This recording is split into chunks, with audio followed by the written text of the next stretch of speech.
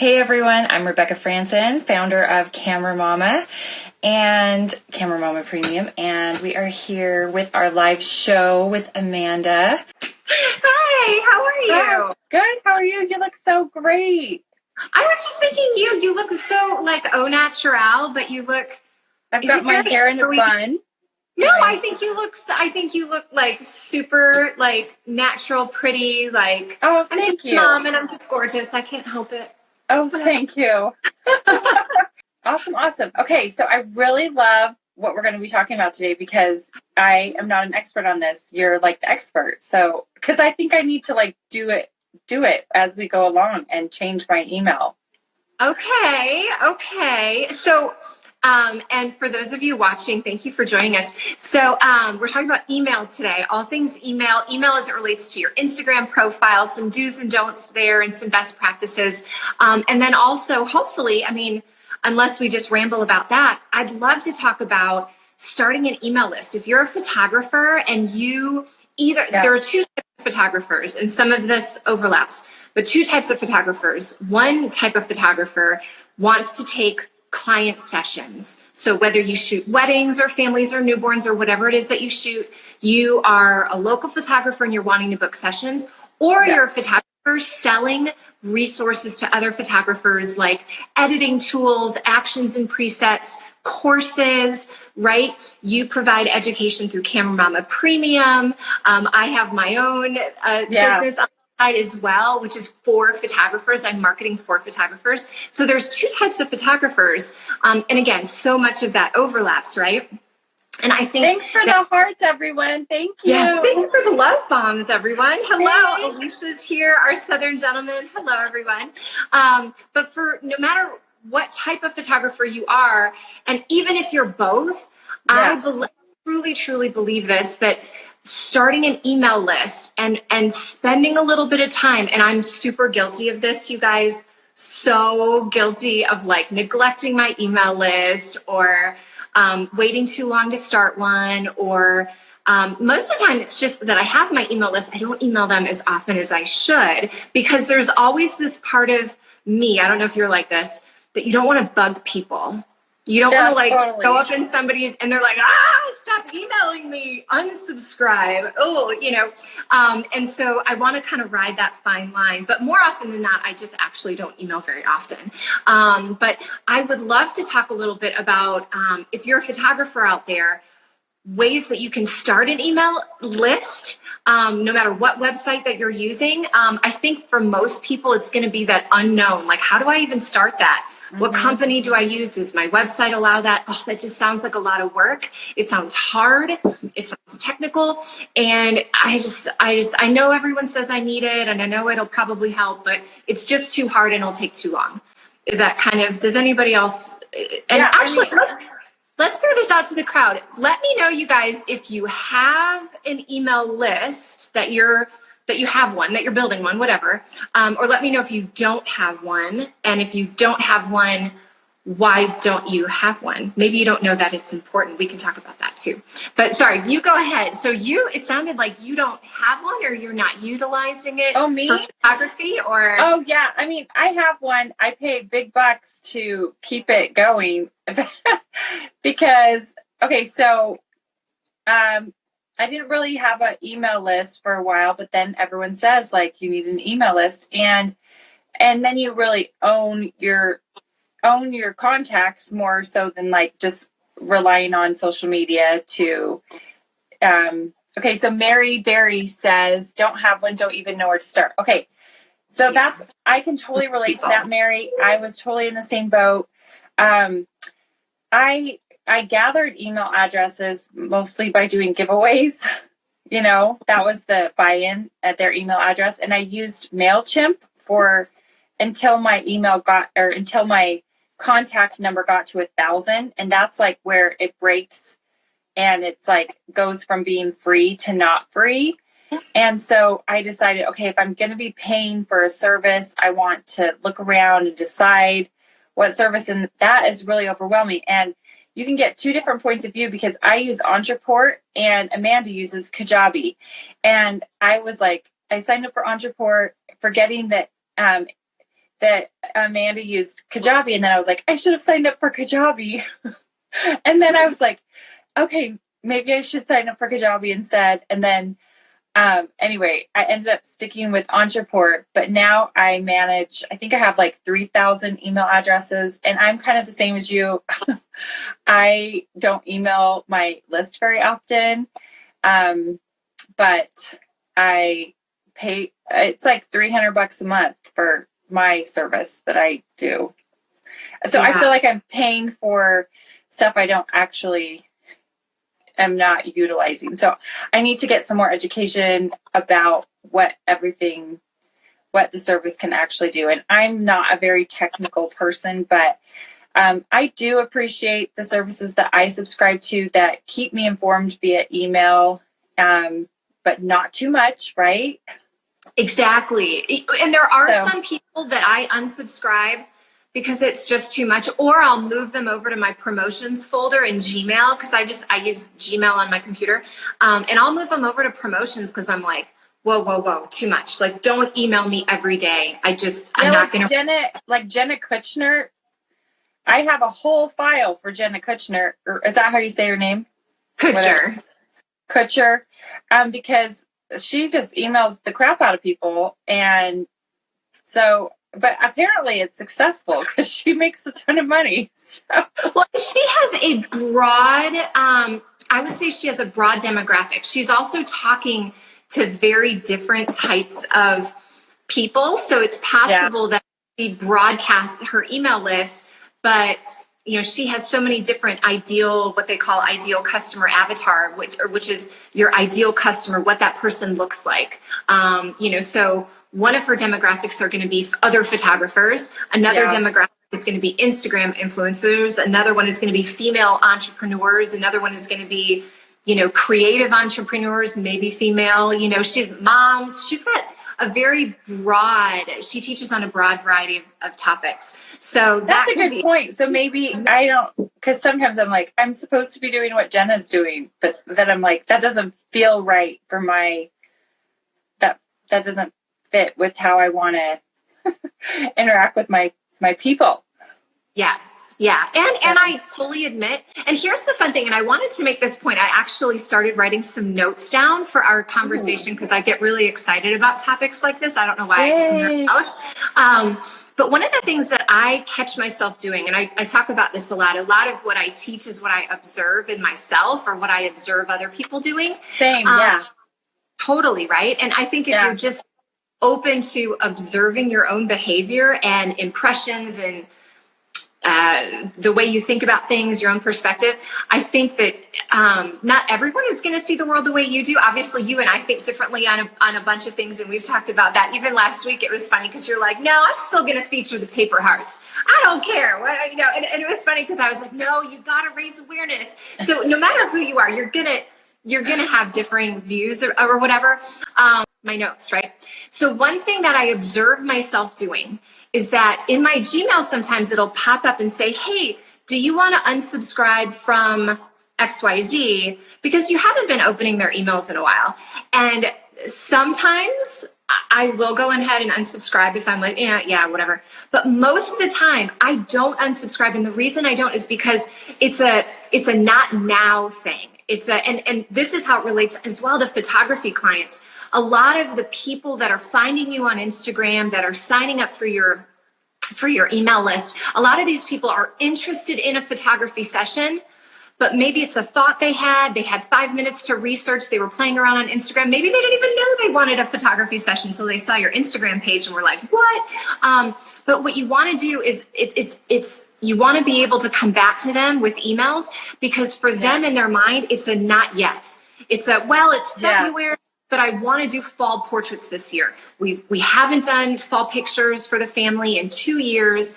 Little Johnny wasn't even born yet. We don't even have family pictures with Johnny. So we got to do family pictures in the fall. Yeah. It's February. I'm not going to book that now. I'm just not going to do it. So being able to get back in touch with them, even if they don't open the email, just the fact that they want to be on your list, they want to keep seeing your name pop up to remind them, oh yeah, that's right. I got to schedule that family session or whatever the case might be. So I think that's why it's important to have those email addresses, because someone might land on your Instagram account, follow you, but they might not see your posts, because we know that not everybody that follows you sees your posts. Say that somewhere between 3 and 10%. I don't know. That sounds probably about right, depending on the post. But you want a way to capture those people when they land on your website, when they land on your social media accounts, and be able to reach back out and say, hey, I'm booking for fall sessions now. And it might be, when do you start booking for fall sessions? It might be July or August, because you're going to be doing those sessions in September, October, maybe November. So you give yourself a couple of months to plan that. I just think building that email list is super, super important. So anyway, it is. I get passionate about this. I do. Sorry. Yeah, that's awesome. I love it. And I feel like it's something that you can't just snap your fingers and be great at or do it perfectly. It's kind of trial and error with whatever your particular target market is and with your personality. And I think it's you just have to jump in and start somewhere, right? Exactly. And it's something that, I will be honest with you, if you're like me, and I know you and I share some of these similarities as well. I have that whole procrastinator / perfectionist thing where I'll put something off because I know that I need 5 hours to do it. I know it's going to be hard and it's not going to be fun, and I'm going to have to figure out hard stuff that I want to do, right? I would much rather do other fun things. And I want to make it perfect. So I do that. I procrastinate. I put things off.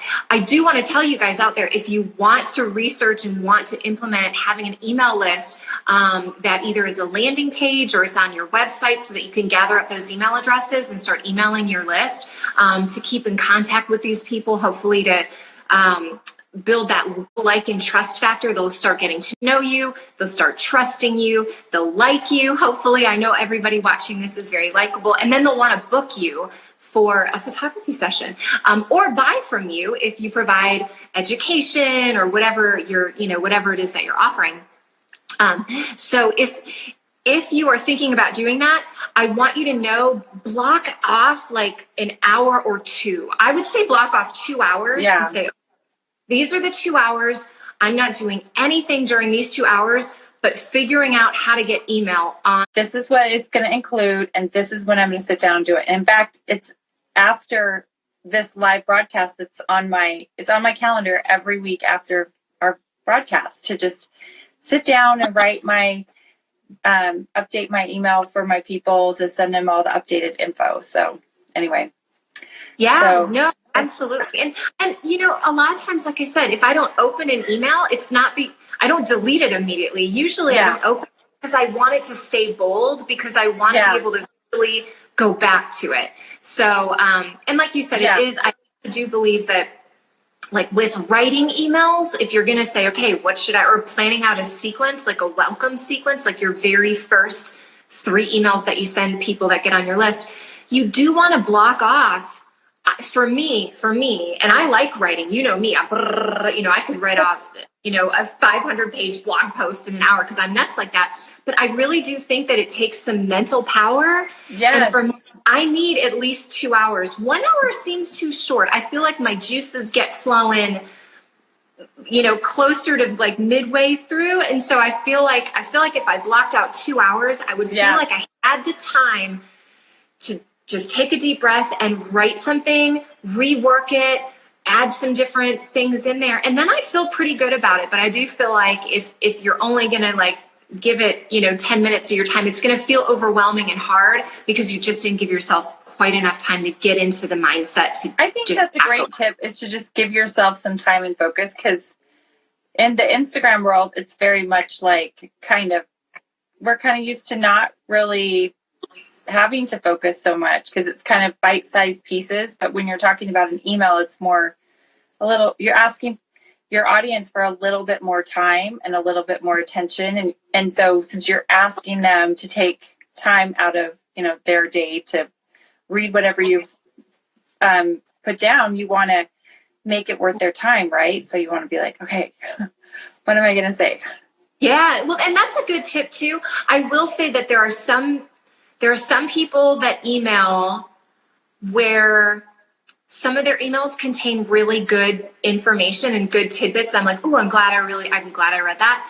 But I also would say to somebody as a tip, I would say, well, if you don't have something valuable to say, if you don't have something that you think your audience needs to hear or would enhance their life in some way, I probably then wouldn't waste their time on it. Or you know what I mean? Like if you have a practice of I'm going to email my list once a week and you sit down on Monday morning and go, I don't really have anything worthwhile to say, then just skip it and wait till next week. Yeah, but I don't like opening emails and being like, that was a waste of time. So I'm less likely to open them in the future from that person. Exactly. Yeah. And so I had to sit down and say like, well, what information do I want my people to have? And I was like, okay, I want for my Camera Mama Premium subscribers, I want to help them get the most out of their membership, because for those people who unsubscribe from Camera Mama Premium, like, I don't think I've ever had someone say like, I just hate it. They're like, I just don't have time for it. And I'm not using it. And so I'll be like, so that made me think like, well, what could I do to make it fit into their schedule and easier to use? Because if people are liking the service, but liking their subscription, but not finding time to fit it into their life, like what can I do to make it easier? So what I do is I was like, okay, there's 4 things that I could, bring to their attention, because I have new content every week. So I just, instead of having them have to go to the website for everything, I'll just say, okay, here's the link to the live mentoring. Here's the live mentoring coming up. I have so much content on my premium side that it's like, where do you even start?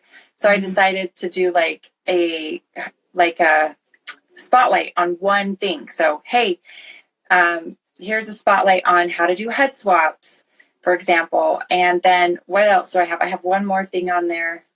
I have a link to like my Camera Mama Premium or the Camera Mama video series, whichever one is the newest and greatest. I have a link right there. So they don't have to go to the website. They can just go click, click, click. And hopefully that will better serve my clients. So anyway. Yeah. Anything that you can do to make anything easier. You and I talked about, and this is a little bit off topic, but we talked about this, are using the Instagram browser. Like if you're going to log into something, if you tap on a link in profile, it pulls up the Instagram browser, and the Instagram browser doesn't remember anything. So what I would do anytime I need to get into the Instagram browser for any reason, clicking a link in profile, or if an ad pops up and I'm like, ooh, that sounds interesting, I might want to buy that, and I click on it and I'm in that Instagram browser, I always click that little icon in the bottom middle to, and it almost looks like a share icon, but it copies that link. Mm-hmm. You open up Safari or Chrome or whatever, I think those are the main browser, on phones, but I'll open up Safari or Chrome, paste it and go, and then I'm actually in a browser that will remember my login details, right? I know for me and you, it's always a struggle because people are like, oh, that's just so hard because it doesn't remember my login. You just have to be in a browser like Safari or Chrome. That's a great tip. You guys, anyone watching, that's such a great tip. So that's a great, great tip. And another great tip, if you're trying to like copy and paste stuff from a caption of somebody's photo, is, I think you taught me this. You go to the 3 dots, or you do the same thing. Mm-hmm. You just copy it to your browser, and then you can copy and paste. Exactly, and that one's been around forever. That one's a good one. That one's an oldie. I learned that maybe like, oh my gosh, back in the day, like 2016. So, but that's a great tip. That's such a good tip, because I shared that Instagram somewhere the other day on one of either Camera Mama or Camera Mama Premium, and someone was like, "That's a total game changer. Thank you so much." So there's still some people who haven't, tried that. So you can copy and paste from a browser, not from the Instagram app. So that's a good one. Well, real quick, let me see what, how are we doing on time here? We always just can just chat. Oh gosh, it goes by so fast. Do you want to talk a little bit about email as it relates to Instagram in particular, rather than the whole email list and all that other stuff? Or do you want to talk about email Instagram wise? I don't know. That doesn't make I like what that means. I feel like I know the thing that I feel like a lot of people, including myself, want to review on is how to like change it so your email looks more professional, but you don't have to check another email. And have a domain email address, which is your photography business or your website.com. Have that be your email address first and foremost. Secondly, don't put it in the text part of your bio because it's not clickable. Nobody is going to bother because nothing is copy pastable on Instagram. Nothing is clickable. So if I want to reach out to you and you make that difficult for me to do, I'm probably not going to do it. And so if you have in your profile bio, email me at, marikaiphotography@gmail.com. I may remember it, go over to Gmail and send you an email, but I probably will just pop a button and DM you or maybe go to your website or something like that. I'm probably not going to go to the trouble of typing out a big old long email address. But what you can do if you have a business profile, now you have to have a business profile. So if your profile on Instagram is a personal profile, you can't do this. But if you have a business profile, which I believe you do for all of yours, what you can do is have a call to action button, and the blue button will say email, and someone can tap it and it'll pop up a little dialog box and it'll say, do you want to email marikaiphotography@gmail.com? And then it'll pull up that person's email provider on their phone, if it's like Apple Mail or Gmail or whatever it is that you're using on your phone. And then it makes it easy for me. So if I want to contact you, email button, boom, email. Do I want to email? Yes. And I can email you. Did you say you were going to do a class on this? I was literally like, I should teach how to do this because it's, here's the thing. If you try to Google it, Google just lacks, anytime I Google something and I don't come up with an answer, in my brain, that's like ding, ding, ding, ding, ding. I need to write a tutorial how to do that. Yes. Because it should be easy. It's not hard, but there are some steps to it. You do have to kind of figure out a few things. I need to get on this call to action stuff. Yes. So you can use, you can have someone book you. You can have someone call you. I think another one is directions. So you can click that button. And so these are all automated functions that you can use on those call to action buttons within your Instagram. So where do you go to set it up? Is it just in your Instagram profile? In your settings. Yeah. Oh. Yep. Yeah. Well, as soon as we get off, I'm going to go check that out. And I will put together a step-by-step for all the folks out there that are listening to this and they're like, what? Mind blown, I need to do this. You do need to do this, and you just need to set aside a little bit of time to make it happen. Well, because every single, like in my profile, every single thing is like, well, I'm like, you only have so many characters you can use. And so to have the call to action button, that's like gold, right? It is gold. Well, and you make the perfect point. Your profile bio is only, I think, 150 characters. So if you can move your email address, which is probably long, marikaiphotography@gmail.com, it's very long. Move that out of your profile, put it into a call to action button, and you've now saved yourself all that character space where you can make another connection to the client. I really love profile bios that, well, especially if you're a photographer, that really tell your potential client what you shoot, where you shoot, a little bit of color, a little bit of personality about who you are to make a connection with you so that they will want to at least follow you. Hopefully they want to click your link in bio and sign up for your email list, right? That's what we want them to do so you can continue to go back with them. But we want them to want to follow us and want to engage with us. And a lot of that comes from that profile bio. You want your bio to stand out and be relatable and to make that connection. I think that's really important, especially for followability too. You know, people are like, why is no one following me? My follower, people aren't following me in the same rate that they used to be. Take a hard look at your profile bio and make sure that it's relatable and witty. Make sure it shows a little bit of your personality. Don't just put like facts in there. Try to show a little bit of, a little bit about who you are. So. Well, and I really feel like this is the tip of the iceberg, because in my Camera Mama Premium program, I do mentoring one-on-one with my clients and with the Camera Mama Premium members. And something that keeps coming up is, clients of mine who are amazing photographers, they're like, I don't know if I'm good enough. I don't know if I can charge I don't feel confident upping how much I'm charging, and they're charging way too little. And these little details, they can get you, they just matter. I don't make a website visitor log in, i.e. put in their email address, before viewing a gallery.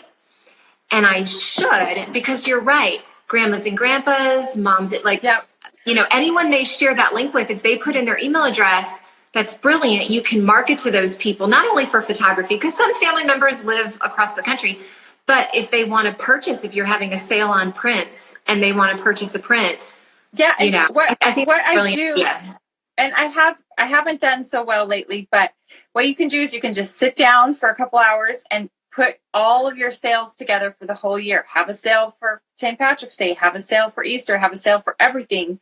And then also I have art print and art print gallery. So if somebody wants to buy my art prints, and I have a promotion on art prints, or I've just added some new art prints, then I can email them about that. Before their gallery expires, they get another email. Hey, we're having another sale, 35% off, last chance. And I set this up, and then I kind of forget about it.